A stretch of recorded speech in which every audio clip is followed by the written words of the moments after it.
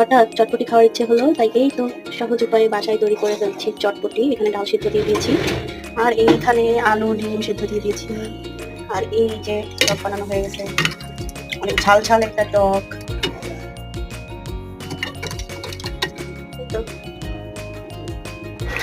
এদিকে ফুচকাও আমি ভেজে নিচ্ছি, চটপটির সাথে তো ফুচকা মাস্ট লাগবেই। রেডি হচ্ছে আমার ফুচকা।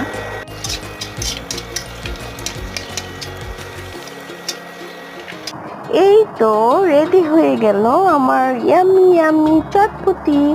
বাসায় এভাবে সহজ উপায়ে কে কে চটপটি ফুচকা রেডি করে থাকো কমেন্ট করে অবশ্যই জানাবে। আর কার কার চটপটি ফুচকা খেতে ভালো লাগে সেটাও জানাবে।